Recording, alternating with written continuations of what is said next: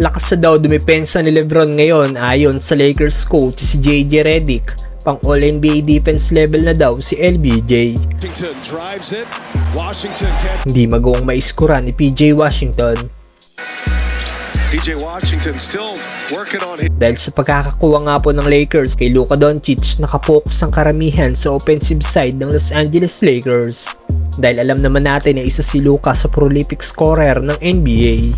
At dahil sa pagkawala ni Anthony Davis na anchor ng Lakers defensive end, expected nang bumaba ang depensa ng Lakers pero hindi nga po ito nangyari.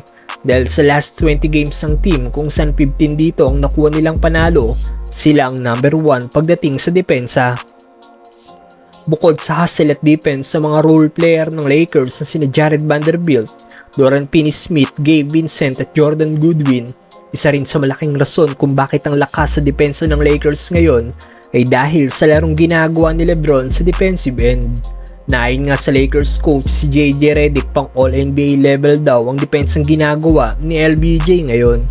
Ayon sa Lakers coach, after ng game kahapon, kung pinapanood nyo daw ang laro ng Lakers palagi at noong huling 6 na linggo, nakita daw natin na pang All-NBA defense level daw talaga ang inilalaro ni LeBron. Dagdag pa ng Lakers coach, sa panonood niya daw sa all-time scoring leader tuwing laro nila, hindi daw ito naiiskuran ng player na sumusubok sa depensa ni LBJ. At kung tingin daw ng karamihan na nagko-conserve o nagtitipid ng energy si LBJ hindi daw. Dahil elite defense daw talaga ang ginagawang laro ngayon ni LeBron sa end of the floor. Drives, stops, blocks, swatted out of bounds. Narito ang ilan sa defensive highlights ni LeBron laban sa Dallas Mavericks.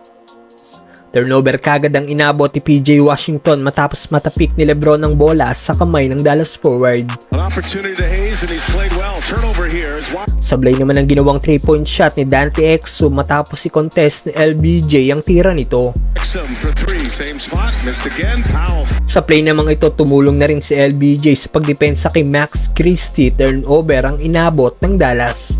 Single digits.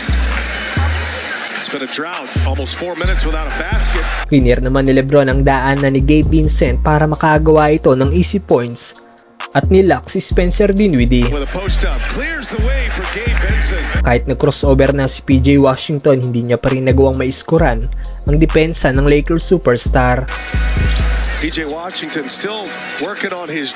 Maging ang nag-too-small kay LBJ sa simula ng laro na si Najee Marshall ay wala nang nagawa sa higpit ng depensa ni LBJ at na-turnover pa ang bola. Marshall with James on him, a lot of dribbling here, and he gets stuck. Sa play namang ito, nakawala si Washington sa depensa ni DFS pero sinalubong ito ni LeBron. Airball ang ginawang layup ng Dallas forward. Washington can't finish it.